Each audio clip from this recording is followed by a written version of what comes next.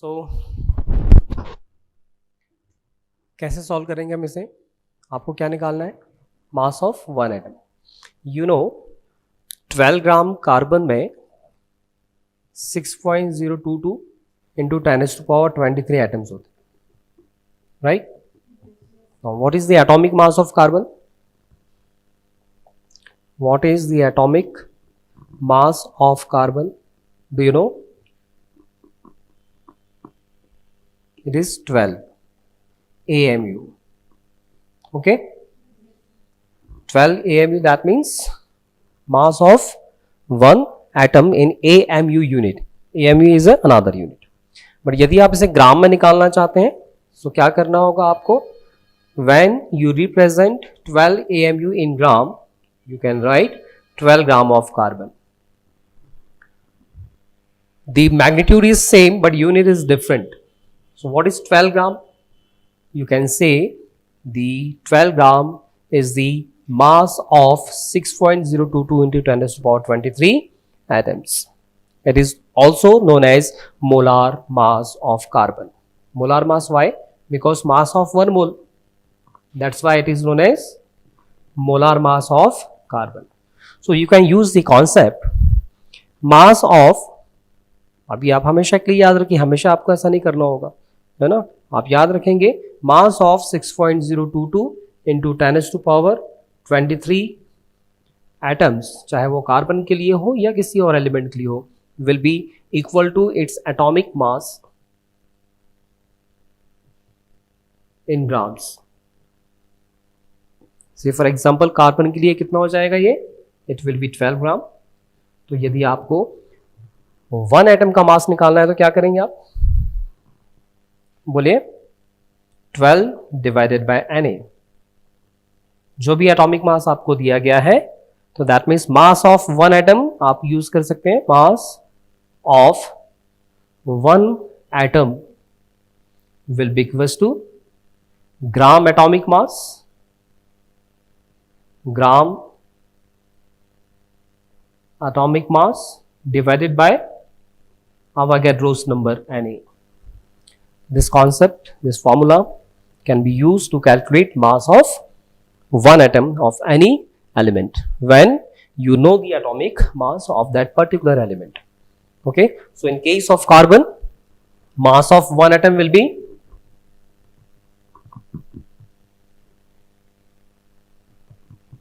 कितना हो जाएगा बेटे? 12 कार्बन का एटॉमिक मास है divided by Avogadro number 6.02 into 10⁻23, ये हो जाएगा मास of one atom of carbon. ठीक है। एट द सेम केस यदि मैं आपसे कहूं कि mass of one atom of nitrogen निकालें, mass of one atom of nitrogen, तो कितना हो जाएगा? Atomic mass of nitrogen is, यदि आपको यही निकालना है, mass of one atom of nitrogen 15। Okay, इसका एटॉमिक मास नाइट्रोजन एटम का होता है 14 divided by Na, that means Avogadro number. Okay, so you should remember the atomic masses. यही यदि मैं आपसे ये कहूं कि calculate the mass of one molecule of nitrogen, how would you calculate? I'm asking that calculate mass of one molecule of nitrogen, because nitrogen is a gas, है ना? It can exist as atom as well as molecule, but in nature it exists in the form of molecule. Do you understand the difference between the atom and molecule? Okay, you understand? Nitrogen can be written as only N when we use in terms of atom, but when we are using the term molecule, then we use N2.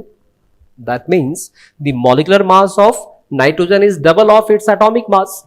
So if you have to calculate the molecular mass of nitrogen, just multiply 2 with 14, that means 28 would be the molecular mass of nitrogen, right? The concept will be the same. जैसा हमने अभी atomic mass के लिए calculate किया, यदि हम molecular mass के लिए कैलकुलेट करेंगे तो भी यही कॉन्सेप्ट यूज करेंगे हम। Sorry,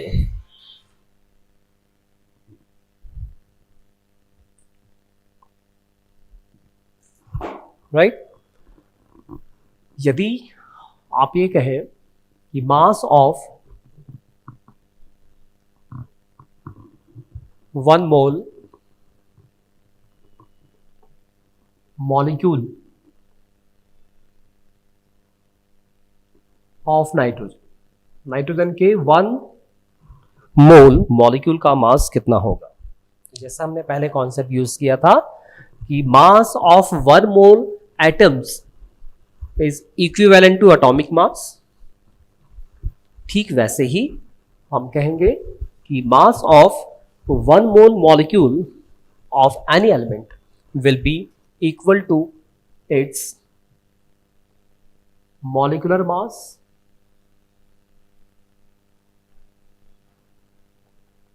in grams. Say for example, in case of nitrogen, mass of 1 mole molecule will be equal to 28 grams. ये कैसे निकाला हमने? क्योंकि नाइट्रोजन का मॉलिक्यूल लिखा जाता है N2, it is equivalent to 2 into atomic mass. यहाँ हम सभी एटॉमिक मासेस ग्राम्स में ले रहे हैं। 2 into 14 is equal to 28. That means you have molecular mass of any element, तो उसमें कितने मॉलिक्यूल्स प्रेजेंट होंगे? तो 28 ग्राम्स ऑफ नाइट्रोजन में how many molecules would be present? Avogadro कहते हैं 6.022 into 10 to power 23 molecules will be there, right? और यदि आप 14 ग्राम लेते हैं नाइट्रोजन का, तो चूंकि 14 gram is atomic mass and 28 gram is molecular mass, तो एटॉमिक मास में कितने एटम्स होते हैं? 6.022 into 10 to power 23 atoms will be there. So is it clear now? यदि आप एटॉमिक मास ले रहे हैं तो you can calculate the atoms, यदि आप मॉलिक्यूलर मास ले रहे हैं तो you can calculate the molecules. Okay, कैसे कैलकुलेट करना है? Is it clear now? Okay, यदि क्लियर है तो आप मुझे बताएं कि 1 molecule mass of 1 molecule of nitrogen कितना होगा एंड कैसे कैलकुलेट करेंगे? So how do you calculate mass of 1 molecule of nitrogen? Calculate करना है आपको। मैंने आपको भी थोड़ी देर पहले फॉर्मूला बताया था कि जब भी आपको नंबर ऑफ एटम्स या नंबर ऑफ मॉलिक्यूल्स कैलकुलेट करना है तो आप क्या करेंगे? Will be equal to molecular mass. चूंकि आप मॉलिक्यूल निकाल रहे हैं तो आपको मॉलिक्यूलर मास लेना है। जो भी मॉलिक्यूलर मास है divided by, very good, Avogadro's number, so you can calculate the number of molecules, right?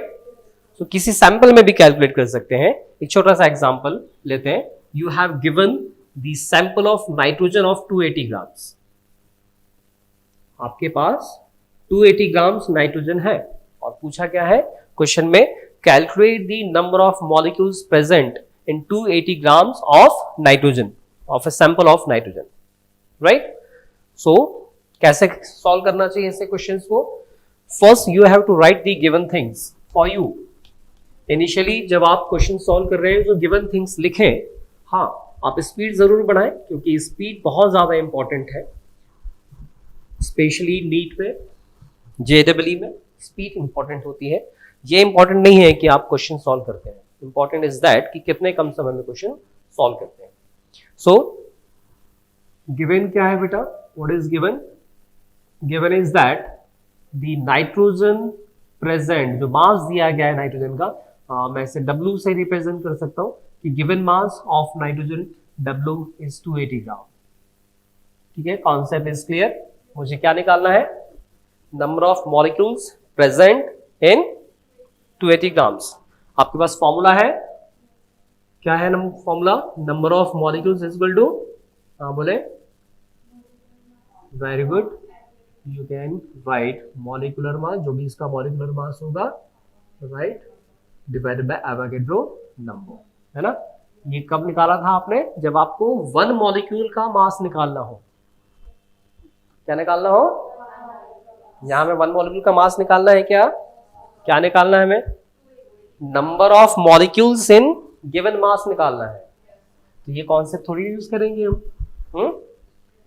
हम क्या कॉन्सेप्ट यूज करेंगे कि 28 grams of nitrogen contains 6.022 into 10 to the power 23 molecules. So 280 grams of nitrogen में how many molecules will be there?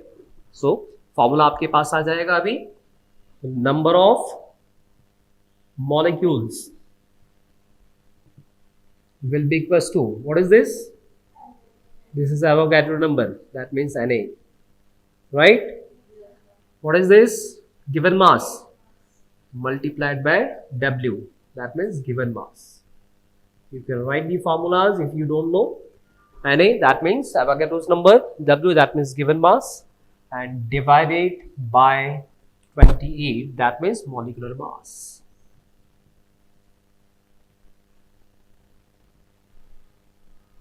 Values put कीजिए 6.022 into 10 to power 23 multiplied by 28 280 divided by 28, that means 10, और यदि 10 आपने किया तो ये हो जाएगा 6.022 into 10 to power 24, right?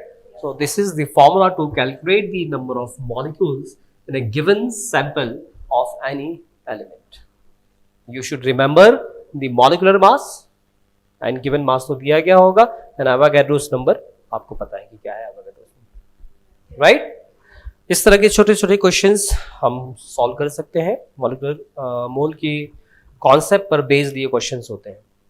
Last class में हमने डिस्कस किया था मोलैरिटी और नॉर्मैलिटी, राइट? मोलैरिटी और नॉर्मैलिटी दोनों ही कॉन्सेप्ट पर बेस्ड बहुत सारे क्वेश्चंस आते हैं। आज मैं डिस्कस करूंगा molality.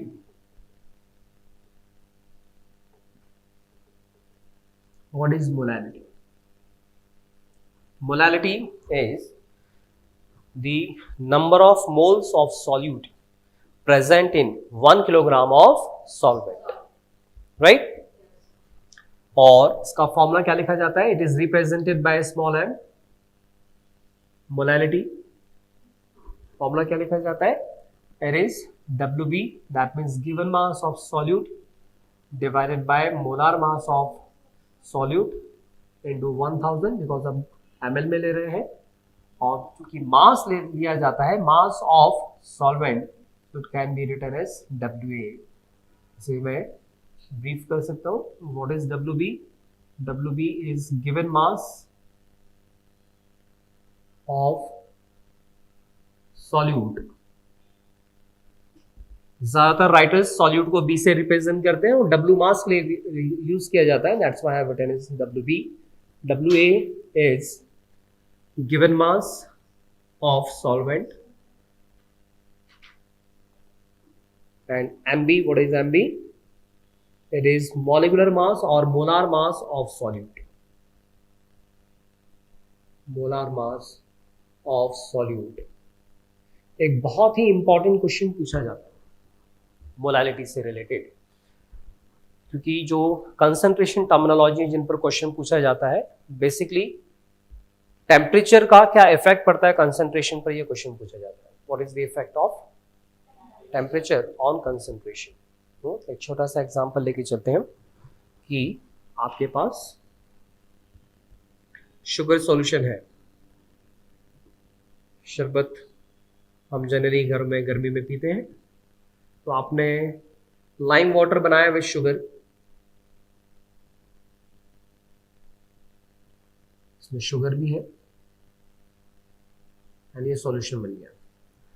Whenever this solution is heated, suppose आपने जो इनिशियली सॉल्यूशन बनाया था उस समय टेम्परेचर कुछ 25 डिग्री सेंटीग्रेड था, बट आपने टेम्परेचर इंक्रीज किया, now the temperature is 70 degree centigrade, what would happen? यदि आप टेम्परेचर इंक्रीज करेंगे तो सॉल्यूशन के कंसंट्रेशन में कुछ फर्क पड़ेगा या नहीं पड़ेगा? ऐसा माना जाता है by increasing the temperature the concentration of solution decreases. Why? जैसे नॉर्मलिटी की हम बात करें, मोलैरिटी की बात करें, है ना, normality and molarity. Molarity capital M, normality capital N से रिप्रेजेंट कर दें, दोनों का फॉर्मूला क्या है? Molarity can be written as WB divided by MB। ध्यान दीजिएगा क्या फर्क है दोनों में, 1000 divided by volume of solution in ml। यहां लिया आपने volume of solution, and WB given mass divide by MB। MB की जगह यहां पर इक्विवेलेंट मास लिया जाता है, EB that means equivalent mass of that particular solute multiplied by 1000 divided by volume of the solution in ml। Normality लें आप चाहे मोलैरिटी लें, दोनों में ही आप वॉल्यूम ले रहे हैं सॉल्यूशन का, and volume of solution temperature के साथ चेंज होता है।